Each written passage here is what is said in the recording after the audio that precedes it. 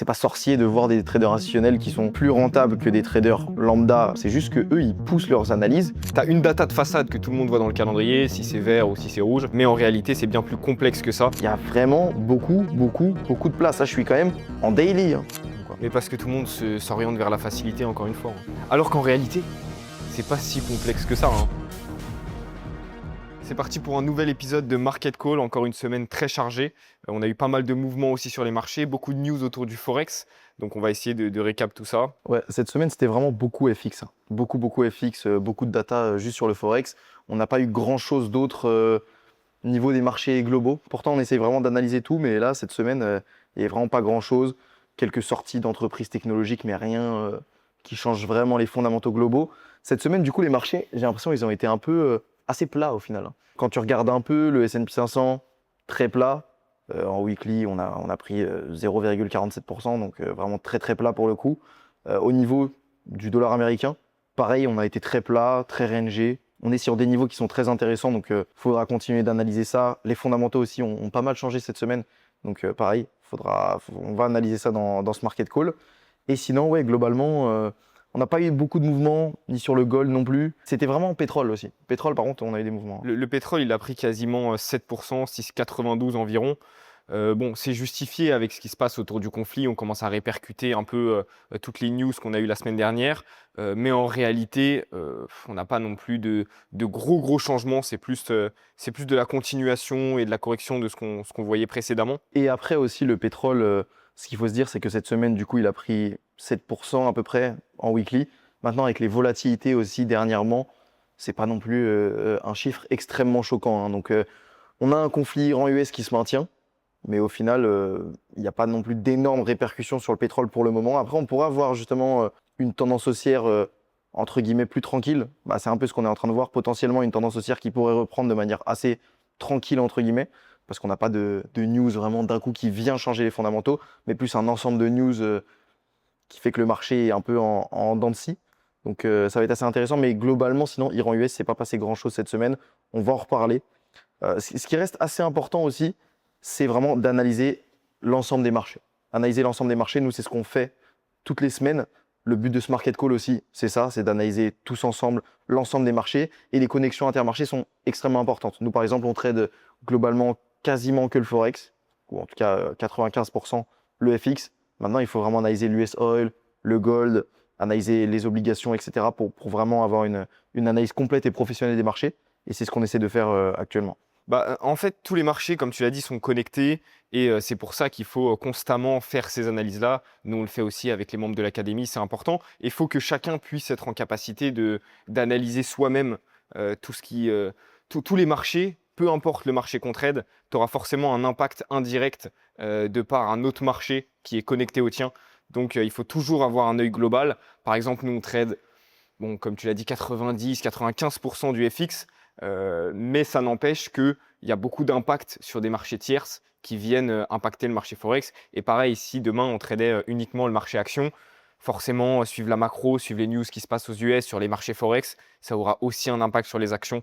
Donc on ne peut pas négliger les marchés qu'on ne traite pas parce qu'ils ont forcément un impact sur notre propre marché. Donc cette semaine, globalement, la data la plus importante, on va pas se mentir, c'était l'inflation. L'inflation aux US, est-ce que tu peux nous en parler un peu? C'était assez important. L'inflation aux US, déjà, elle est sortie dans les attentes. Donc déjà, si on prend vraiment uniquement la data en elle-même, elle est sortie à 3,4. C'est un léger recul parce qu'elle était à 3,5 précédemment. Donc, première information qu'on a eue, c'est qu'il n'y a pas de pression supplémentaire sur les prix. Il n'y a pas de grosse continuation baissière. On reste sur des niveaux qui sont globalement trop élevés, mais qui restent loin des pics qu'on a eu dernièrement avec la hausse des prix de l'énergie. Donc, c'est une nouvelle assez positive pour la Fed, donc globalement négative pour le dollar, parce que ça implique qu'il y a des pressions qui sont moins importantes sur l'économie. Et la deuxième chose importante, c'est qu'on a exactement la même chose sur la data sous-jacente, donc la data core qui ne prend pas en compte la hausse des prix d'énergie, qui elle aussi est sortie dans les attentes à 2,5, qui était précédemment à 2,6. Donc, on a globalement un léger recul également, voire une stagnation si on veut, de l'indicateur. Mais donc là aussi, on n'a pas de pression supplémentaire, ce qui reste un peu un green flag pour justement plutôt maintenir les taux plutôt que se précipiter à réaugmenter les taux. Ouais, clairement, globalement, on n'a pas une inflation du coup qui dit à la Fed, OK, il va falloir augmenter les taux. Donc, ce qui est assez intéressant, c'est qu'on a vu un gros switch de taux sur Polymarket. Et globalement aussi, ce qu'il faut savoir, c'est que quand tu as une inflation, sous-jacente, il faut absolument aussi l'analyser en profondeur. Donc par exemple, pour l'analyser en profondeur, là, si je vous fais un petit récap de comment faire, tu vas directement sur Forex Factory, le calendrier de base, tu cliques ici, tu vas dans Latest Release, et là, tu vas avoir justement la data du CPI. Donc pour le coup, tu vas pouvoir analyser beaucoup plus en profondeur. Et ce qui était assez intéressant ce mois-ci, c'est au niveau des prix de l'énergie. Les prix de l'énergie qu'on peut voir juste ici, on était à moins 1,05, alors que pourtant, en juillet, on avait quand même eu des grosses hausses du pétrole. Donc au final, même si l'inflation montre que bon, on n'a pas plus de pression inflationniste que ça, en tout cas pour la sortie de juillet, on pourrait quand même avoir des répercussions derrière de la hausse des prix du pétrole sur l'inflation, peut-être un peu plus tard dans l'année. C'est ça, forcément, il n'y a pas un impact direct dans l'immédiat. C'est pas demain, le pétrole prend 5% et demain, les prix prennent 5%. Il y a toujours un certain décalage pour que les producteurs, etc., ajustent leurs prix. Donc, il y a forcément un petit décalage et on n'est pas les seuls à le dire. Il y a aussi beaucoup d'économistes de Reuters qui affirment ça, qu'on pourrait potentiellement avoir une répercussion en août, auquel cas, on sait que là, on est descendu à 3,4 sur les prix d'inflation, mais c'est probable qu'on reprenne quelques points lors de la prochaine réunion. Voilà, donc ça, c'est un scénario qui a globalement déjà été intégré par les marchés. Donc c'est ça qu'il faudra suivre, mais c'est quelque chose qui reste dans la tête des investisseurs. On ne peut pas juste se dire, OK, les prix, il n'y a plus de pression sur les prix, c'est bon, on a juste à maintenir les taux. Bon, certes, on a eu un repricing, mais ce scénario-là reste pleinement envisageable et c'est possible que la Fed, à la suite de la prochaine data d'inflation qu'on aura, puisse être un peu plus agressive. Ouais, clairement, mais c'est pour ça que, bon, pour le moment, du coup, au niveau des attentes de taux, on va en parler juste derrière. Pour le coup, on a totalement switché. Donc, il y a eu un gros repricing et maintenant, on s'attend vraiment à un maintien des taux, quasiment exclusivement à un maintien des taux. On ne s'attend pas plus du tout à une hausse de 25 points. Mais c'est pour ça qu'il faut aussi aller analyser en profondeur les datas parce qu'une data, ce n'est pas juste ce que tu retrouves sur ton calendrier. OK, elle est sortie particulièrement basse. Bon, bah, je vais vendre le dollar ou quoi que ce soit. Il faut vraiment aller analyser les datas en profondeur pour te rendre compte un peu de ce qui fait augmenter l'inflation, ce qui fait baisser l'inflation. Est-ce que aussi on est dans une logique? Par exemple, quand tu vois les prix de l'énergie qui baissent alors que les prix du pétrole quand même étaient assez élevés en juillet, tu peux te dire attention, on pourrait avoir aussi un impact qui est retardé entre guillemets sur cette inflation. Donc je trouve ça vraiment super intéressant et super important même d'aller analyser plus en profondeur quand tu fais de la macro ou juste du trading. Pour le coup, c'est ultra important. Bah, en fait, il y a des datas dans les rapports officiels qui ne sont pas dans les datas que tu vois dans ton calendrier. Tu as beaucoup plus. Tu as une data de façade que tout le monde voit dans le calendrier, si c'est vert ou si c'est rouge. Mais en réalité, c'est bien plus complexe que ça. Et c'est pour ça qu'il y a aussi beaucoup de gens qui n'arrivent pas à anticiper les datas et qui ne comprennent pas forcément les réactions. Parfois, ils voient que la data, elle est verte, mais qu'au final, c'est négatif, que le dollar, il perd de la valeur. Alors qu'au final, quand tu regardes le rapport officiel, tu te rends compte qu'il y a des anomalies que tu vois pas forcément directement. Ouais, non, mais je trouve ça dommage aussi que la plupart des traders, en vrai, soit ils font pas d'analyse macro, soit quand ils en font, tu vois, ils vont pas assez loin dans le truc. Et donc, du coup, en fait, ça leur offre un edge qui est assez mitigé. Ils peuvent se dire, ah bah en fait, c'est pas si important que ça. Alors que dès que tu vas vraiment en profondeur dans les datas, tu te rends compte que le edge que ça t'offre, il est juste énorme, quoi. Mais parce que tout le monde s'oriente vers la facilité, encore une fois, hein. Alors qu'en réalité, c'est pas si complexe que ça, hein. Regarder une data d'énergie dans un rapport officiel, bah, c'est une case dans un tableau, quoi. Donc bon, c'est je pense aussi le manque de connaissances de certains qui pêchent aussi un peu là-dessus. Pour moi, c'est un peu le truc aussi de base de l'humain, de se dire, ok, je connais pas, ça a l'air compliqué, j'y touche pas. Alors qu'en fait, si tu l'apprends, on le voit même avec les membres de l'académie, hein. Il y en a qui sont arrivés, qui avaient aucune connaissance. Tu arrives et en fait, au bout de quelques mois, déjà, ils prennent le pas. Et ils ont un edge qui est 10 fois plus conséquent sur leurs analyses. Ils s'en rendent bien compte. Aussi, quand tu analyses la macro, ce qui est assez intéressant, c'est que tu te rends compte que tout est drivé par ça. Donc, tu t'en rendais pas compte quand tu n'analysais pas. Mais maintenant que tu l'analyses, tu es en mode, OK, mais en fait, tout ce qui bouge, c'est par rapport à la macro. Donc, c'est juste abusé de ne pas trader avec ça, tu vois. C'est juste une base. C'est dommage. C'est dommage. Mais c'est pour ça aussi qu'on fait ce podcast. C'est pour se dire que voilà, on sait qu'il y a plein de gens, il y a plein d'entre vous certainement qui n'utilisent pas forcément l'analyse macro. Et c'est peut-être un petit pied dans la porte qu'on leur offre sur l'analyse macro, un truc assez pro, mais qui reste très compréhensible. On essaye de parler toujours avec un langage qui reste compréhensible, de ne pas aller dans nos délires, dans nos délires comme on peut faire quand on analyse à deux. Et je pense que c'est important. Je pense que c'est important de faire ça. Si jamais tu veux rejoindre une académie pour vraiment apprendre le trading macro, donc le trading professionnel à 100%. C'est pas que de la macro, mais c'est juste le trading globalement. N'hésite pas, clique sur le premier lien dans la bio. Tu vas voir, il y a une petite vidéo. N'hésite pas, c'est gratuit, va checker. Ensuite, deuxième news. Du coup, deuxième news qui au final n'est pas vraiment une news en plus, c'est juste le repricing énorme de la Fed et l'impact du coup que ça a sur le dollar. Pour le moment, quand on regarde un peu le DXY, on voit que bon, cette semaine, il était ni sous pression, ni vraiment hausse. On était sur quelque chose de très rangé, mais d'expérience, ça sent pas bon. D'expérience, ça commence à pas sentir bon pour le dollar américain. On voit un range, on break la trendline haussière sur le DXY. Je pense qu'on devrait continuer à corriger, et notamment au niveau du repricing. Notamment au niveau du repricing, quand tu regardes juste sur Polymarket, tu peux te rendre compte que là, on est sur du 75-25, 74-25 et 1. C'est juste énorme le repricing qu'on a eu. Et en fait, ce qui est assez intéressant, c'est que la semaine dernière, on était à peu près à 60-40, à peu près. Maintenant, on est à 75-25. Et tu peux te dire, bon, bah, ok, on a eu des mouvements qui ne sont pas énormes, mais on a eu quelques petits mouvements. Et en fait, en passant à 75-25, on élimine quasiment toute probabilité de hausse de taux de la Fed. Et donc, du coup, même si on a un repricing qui, sur le papier, est fort, mais pas énorme, en fait, on a un énorme repricing parce que juste 60-40, voilà, ça se joue. 25-75, là, voilà, 3 chances sur 4 de voir un maintien. On aura très certainement un maintien, hein, même quand on regarde l'inflation, etc., toutes les données. Bah, en fait, si on regarde les trois facteurs les plus importants pour les décisions de taux, c'est la croissance des prix. On a l'inflation qui baisse cette semaine. On a aussi eu les PPI qui reculent également. Donc, on a une croissance des prix qui ralentit. Donc, ça, c'est un peu un green flag pour plutôt maintenir les taux plutôt que les augmenter. On a des datas de croissance des prix qui sont des croissances économiques, pardon, qui sont pas terribles non plus. Bon, on a un PIB qui reste solide, mais par exemple, les dernières data retail sales, elles n'ont pas été très positives. Donc forcément, c'est un point assez négatif qui joue aussi en la faveur de plutôt d'un maintien des taux plutôt qu'une hausse. Et si on prend aussi les datas d'emploi qu'on a eu dernièrement avec le NFP, bon, en fait, les trois secteurs sont globalement tous en accord pour dire qu'il ne faut pas augmenter les taux tout de suite et plutôt éventuellement attendre un peu plus en maintenant les taux.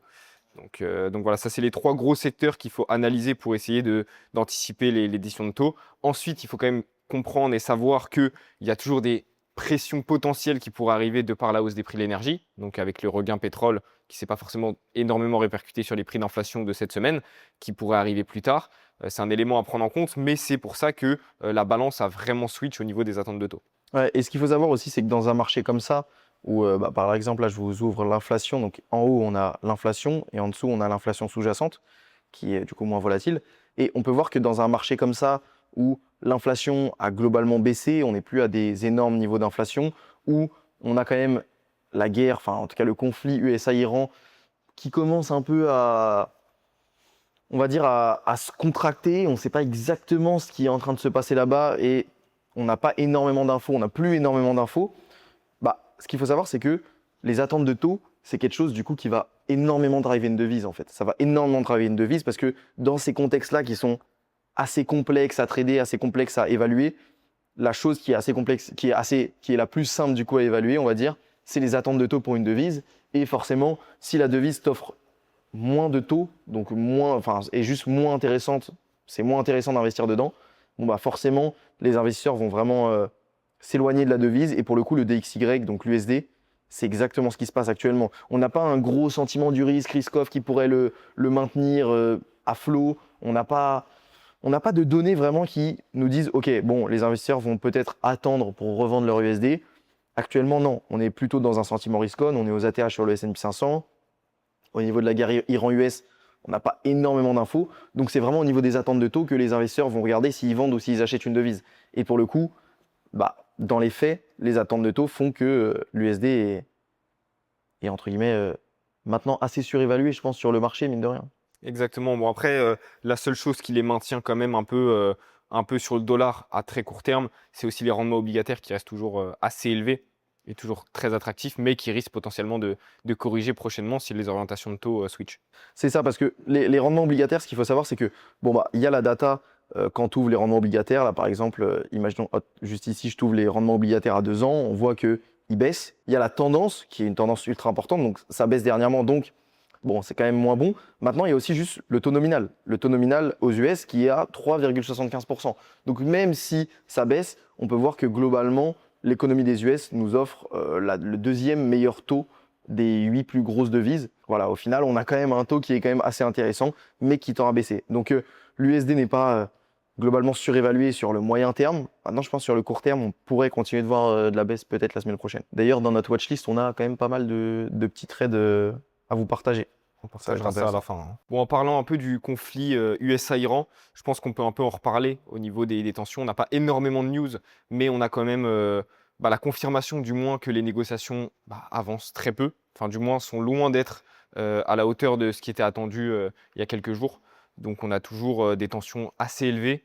On a toujours un climat un peu de négociation, mais toujours des dires très contradictoires, quoi, hein. Pour rappeler ce qui s'est passé, en gros, ce qui s'est passé les semaines dernières, si vous n'étiez pas là, c'est que juste Donald Trump, il indiquait que c'est bon, ils vont avoir un accord, c'est bon, on est sur un accord avec Iran-USA. Les marchés, du coup, ont pricé directement ça, que ce soit sur les indices américains qui étaient du coup à la hausse, le S&P 500 qui a fait des nouveaux plus hauts, ou que ce soit même sur le pétrole, qui a fait de belles baisses juste ici, où on a vu des gros gaps. Retour des marchés, on a vu des gaps à moins 15% sur le pétrole, ce qui est juste énorme. Et globalement, dans les faits, il ne s'est rien passé. Genre, dans les faits, il n'y a pas eu particulièrement d'accord, il n'y a pas eu particulièrement de négociations. Et du coup, là, on est en train de voir potentiellement un repricing de ça. On avait eu un gros repricing à l'inverse, du coup, des marchés. Et maintenant, on voit un repricing, du coup, réinverse, où les marchés se disent « Attends, mais en fait, il n'y a rien, Donald Trump, il s'est un peu foutu de notre gueule. » Et c'est un peu le cas, je pense, hein. C'est exactement ce qu'on disait de toute façon dans les derniers podcasts, que pour le moment, les marchés sont optimistes, mais concrètement, factuellement, dans les faits, il n'y a rien. Il n'y avait rien. Il y avait juste des déclarations, mais aucune déclaration conjointe déjà. Donc forcément, rien de très solide. Et on a encore l'Iran qui continue d'affirmer qu'il n'y a pas de négociation en cours, qu'il n'y a pas de discussion. À côté, les États-Unis, Trump qui dit que ça avance bien. Donc pour le moment, en fait, on a toujours des contradictions et qui sont, entre guillemets, incompatibles avec un accord. On a Trump aussi qui dit que les négociations avancent, mais ensuite qui a un dialogue très agressif en disant que si ça n'aboutit pas, on reprendra les frappes. Donc en fait, on a des tensions qui sont toujours très très présentes. C'est ça, et si on regarde globalement ce qui se passe entre l'Iran et les USA, en fait, la grosse question qu'on est en train de se poser actuellement, c'est est-ce qu'ils peuvent vraiment se permettre de continuer la guerre? Parce qu'on le voit pour le moment, c'est clairement un échec des US, c'est un échec de l'armée des US. On pensait qu'ils auraient rasé l'Iran extrêmement facilement. Au final, c'est pas du tout ce qui s'est passé. Bon, ils ont quand même tué l'un des leaders, mais globalement, l'Iran arrive à maintenir sa force sur le détroit d'Ormuz, donc son maintien sur le détroit d'Ormuz, et les US n'arrivent pas à le reprendre. Donc globalement, les USA sont en train de perdre, la plupart des Américains sont contre la guerre. Trump, en plus, il y a son mid-term qui arrive bientôt. Est-ce qu'il peut se permettre de continuer de faire des choses que les Américains ne sont pas vraiment en accord avec ça, etc. Moi, je pense pas. Donc je pense que Trump, c'est plus du bullshit. Il parle, voilà, il dit que voilà, si l'Iran cède économiquement, potentiellement, ils continueront d'attaquer, etc. Moi, je pense que globalement, lui, ce qu'il veut, c'est qu'il veut absolument un accord, quoi qu'il en coûte. Voilà, du coup, pour le moment, l'Iran ne veut pas forcément. Donc c'est assez compliqué. Maintenant, il faut savoir que Hormuz reste le point central du conflit. Pour le coup, voilà, il y a les navires qui passent pas dans le détroit. On a aussi cet aspect nucléaire qui est mis sur la table et qui a été mis sur la table dès le début. Et pareil, les USA n'ont pas du tout eu gain de cause là-dessus. Donc pour le moment, ça ressemble beaucoup à une défaite des USA. En fait, même si on parle beaucoup de victoire, défaite, mais c'est pas uniquement qui a rasé le plus d'infrastructures, où est-ce qu'il y a le plus de morts, c'est aussi un conflit économique. Parce que faire la guerre, c'est très coûteux, et pour le coup, ça coûte beaucoup, beaucoup, beaucoup d'argent aux États-Unis sans réel gain de cause. Donc c'est ça qui pose un peu problème dans le fait qu'on dit que les États-Unis ont un peu plus de mal autour du conflit. Dans ces moments-là, pour vraiment les traders dans la globalité, il faut vraiment aussi prendre du recul et assumer que, ok, on n'est pas expert de tout. Donc, dans les moments conflits, quand il y avait Russie, Ukraine, je m'en rappelle, quand maintenant il y a Iran, USA, il faut bien se dire qu'on n'est pas expert des conflits. Donc, il n'y a aucun mal à aller vraiment analyser un peu ce qui se passe, à aller analyser aussi historiquement ce qui se passe. Et surtout, le plus important pour déterminer si un conflit est important ou non, ça va être son impact économique. Ça, je vois trop peu de gens qui le disent, mais l'impact économique du conflit, c'est ton baromètre pour savoir si ça va être important ou non dans ton trading sur les marchés financiers. Donc, voilà, quand il se passe un conflit comme ça, souvent, on a des questions qui nous demandent, OK, mais est-ce que c'est important, est-ce que c'est pas important? Déjà, un conflit comme ça, moi, je suis pas expert particulièrement des conflits iraniens, donc au début, je sais pas. Je suis comme tout le monde, je sais pas. Il va falloir que j'aille analyser les impacts potentiels économiques. Est-ce que c'est vraiment un conflit de longue date? Est-ce que c'est un conflit qui peut rester ou est-ce que c'est un conflit où je pense que ça va être plus court terme? Et avec toutes ces informations-là, je vais pouvoir me dire, OK, bon, bah, est-ce que j'ai un biais plutôt négatif sur ce conflit ou est-ce que je pense qu'il va se résoudre assez rapidement? Et globalement, je trouve qu'il y a beaucoup trop ça dans le trading, de se dire, OK, mais les gars, est-ce que globalement un conflit, s'il se passe ça, est-ce que c'est grave, est-ce que c'est pas grave? Ça va vraiment dépendre de la nature du conflit, ça va dépendre de qui est impliqué dans ce conflit, qu'est-ce que ça implique économiquement. Le plus important dans ce genre de facteurs et de contexte, c'est de comprendre la source, mais d'identifier ce qui fait bouger le marché réellement. En l'occurrence, dans le conflit, ce qui fait réellement bouger le marché et ce qui a le plus d'impact, c'est Hormuz. C'est le trafic maritime dans le détroit. Bien plus que simplement les déclarations de Trump, les déclarations iraniennes, c'est vraiment est-ce qu'il y a du trafic? Est-ce qu'on peut acheminer du pétrole? C'est ça le plus important et c'est là qu'on porte notre focus principal. C'est que demain, si le détroit réouvre mais que les tensions restent extrêmement solides, bah, on peut s'attendre à ce que les prix de l'énergie baissent malgré des tensions qui sont intensifiées dans les dialogues. Et inversement, si les dialogues deviennent beaucoup plus friendly, beaucoup plus calmes, mais qu'au final le détroit reste fermé, bah, en fait, les prix resteront sous pression haussière. Donc, c'est vraiment identifier ce facteur-là, quoi. Et c'est aussi pour ça que même si les États-Unis et l'Iran arrivent à avoir un certain accord, c'est pas du tout sûr et c'est pas du tout dit que le détroit d'Ormuz reviendra à la normale. Par exemple, même si tu regardes un peu sur Polymarket, on peut voir que la probabilité que le trafic du détroit d'Ormuz revienne à la normale, par exemple d'ici le 30 septembre, elle est à 15%. 31 octobre, 22%. Donc pour le coup, on est vraiment sur des marchés qui price que juste Hormuz restera comme ça.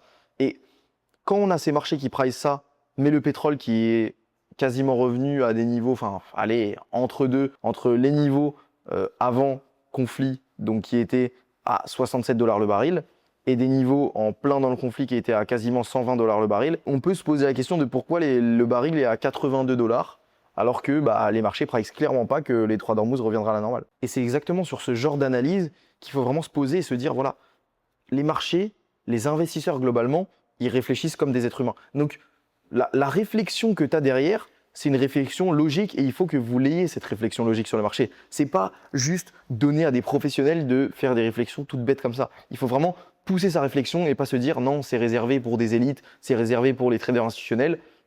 On est tous des êtres humains, on réfléchit tous pareil et c'est ce genre de réflexion-là qui vont pouvoir vous permettre de trouver justement des opportunités sur le marché. Ce qu'il faut se dire, c'est que les économistes, les analystes, les traders en institution ou peu importe, ça reste des humains normaux qui ont juste une connaissance en finance. Si toi, tu arrives à acquérir cette connaissance en finance, bah, tu pourras globalement arriver à des conclusions similaires.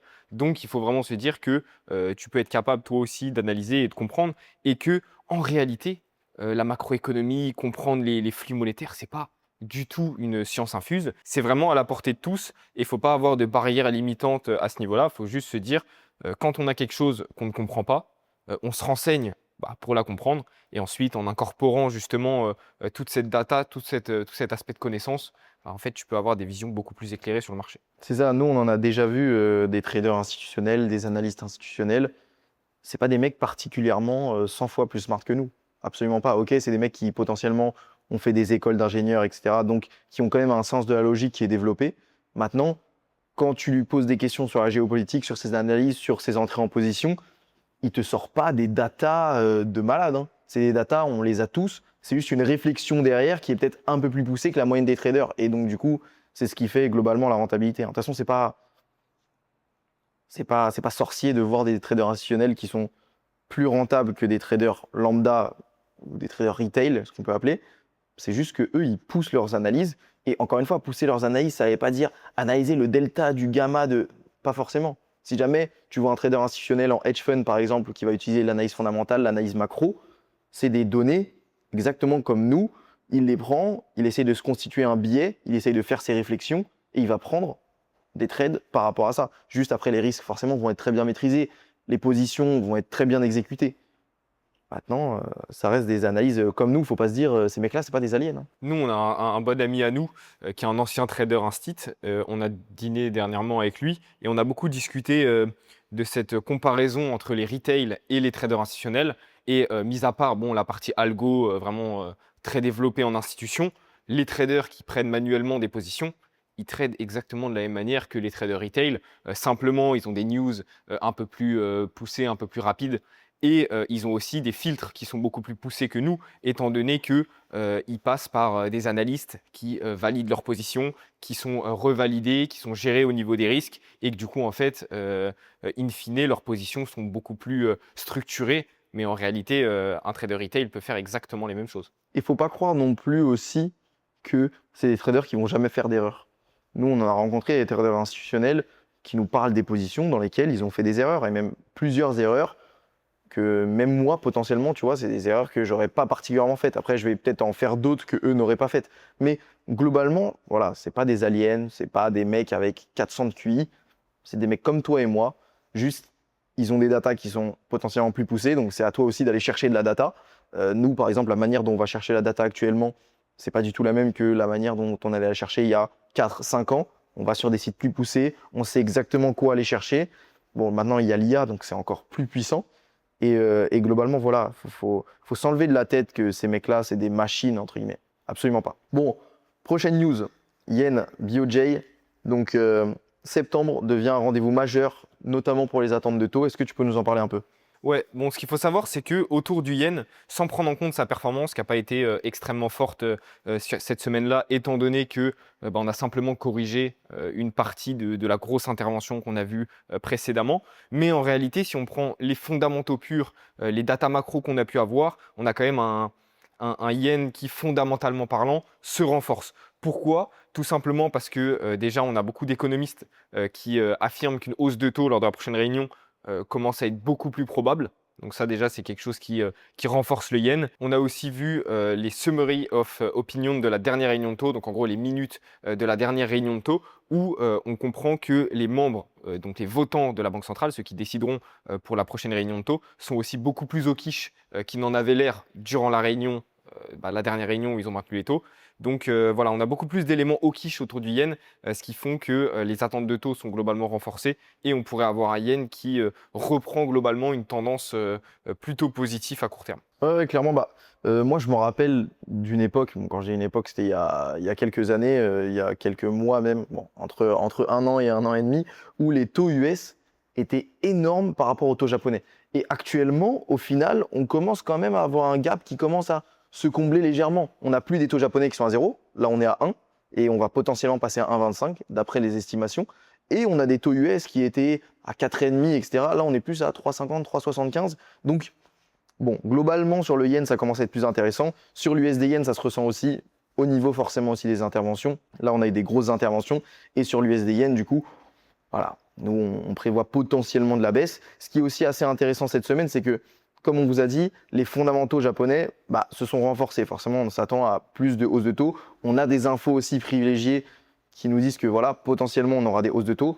Donc, à ce niveau-là, forcément, ça renforce le yen. Maintenant, si tu regardes par exemple sur Finviz, si tu regardes la performance du yen cette semaine, il s'est fait allumer. C'était la pire devise de la semaine.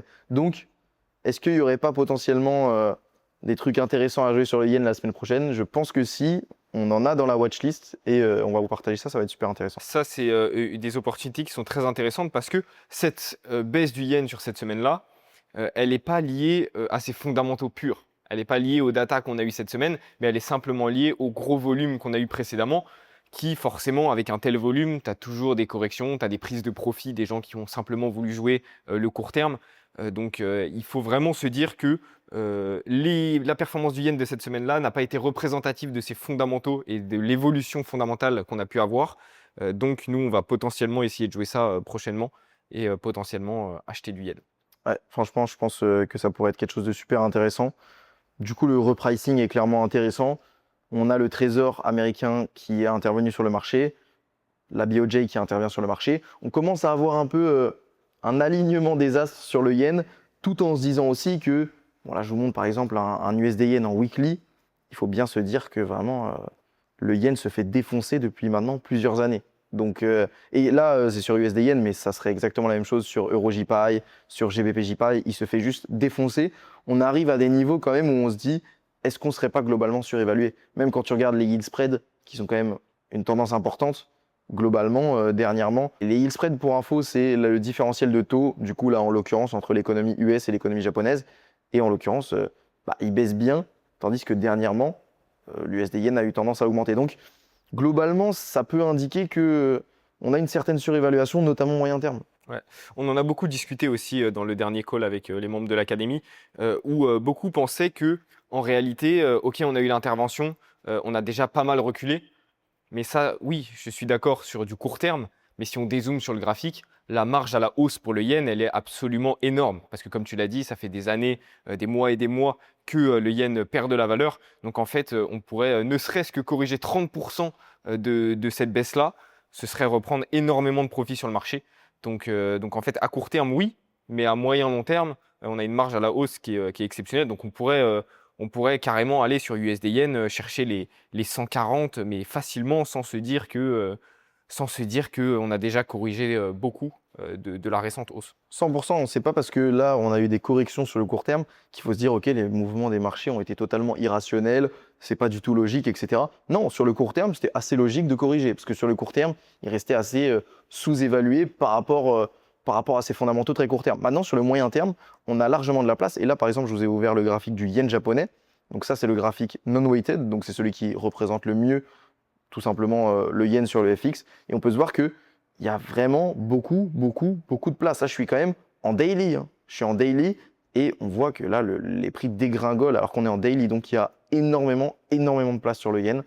Il faudra juste réussir à choper le bon timing comme d'habitude, hein. Le trading, de toute façon, c'est que ça. C'est essayer d'avoir son billet et derrière essayer de choper le bon timing pour avoir une belle exécution et faire beaucoup de profit.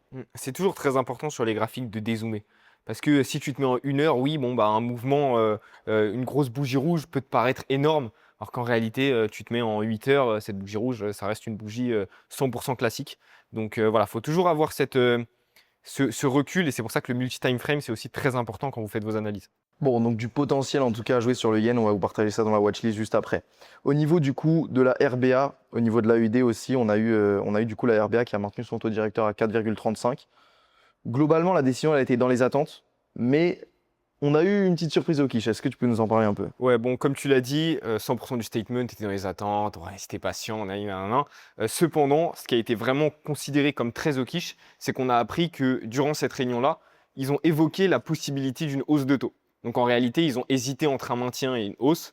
Donc ceci dit, les attentes étaient sur un maintien. Tout le monde prévoyait à 100% qu'il y ait un maintien, mais ils n'ont pas prévu que cette éventualité de hausse de taux pourrait être évoquée dans cette réunion-là, ce qui implique qu'en fait on a une position plus au quiche de la part de la RBA, et ça a surpris les investisseurs, et donc ça a soutenu forcément l'AUD, dans le sens où, ok, même s'ils ont simplement évoqué cette possibilité de hausse de taux durant cette réunion, mais qu'ils n'ont pas augmenté les taux, en fait, les probabilités d'avoir une hausse de taux pour la prochaine réunion sont quand même bien plus renforcées que s'ils n'avaient pas évoqué cette possibilité-là. Et aussi, ce qu'il faut se dire, c'est que la RBA, j'ai l'impression, elle nous a mis un peu une feinte, tu vois. Elle nous a mis un peu une feinte parce que du coup, dans les dernières semaines, on était en mode, ah bah la RBA est moins au quiche que prévu.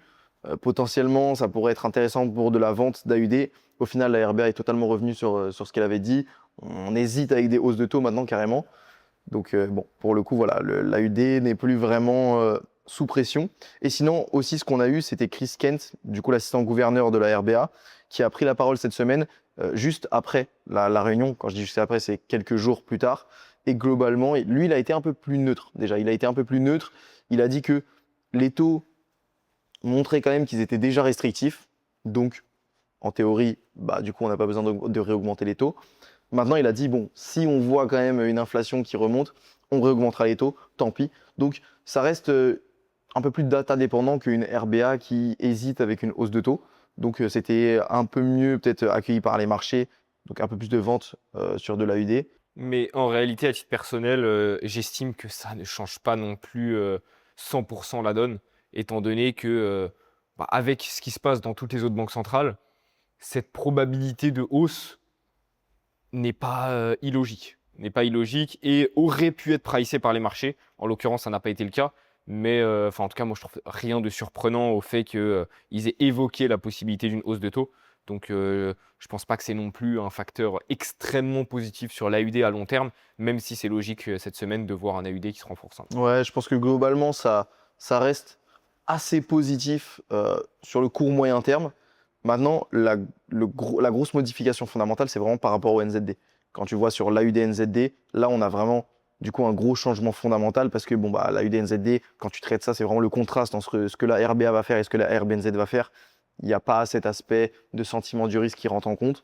Donc, je trouve que pour le coup, sur l'AUD NZD, là où je m'attendais plutôt à un retournement, bon, bah, pour le coup, je m'attends plus forcément à ce retournement-là. Donc pour moi, ça a fait le taf à ce niveau-là. Maintenant, comme tu as dit, sur le moyen terme, est-ce que ça fait que l'AUD va particulièrement s'apprécier? Je pense que ça dépendra beaucoup du sentiment du risque aussi, tu vois.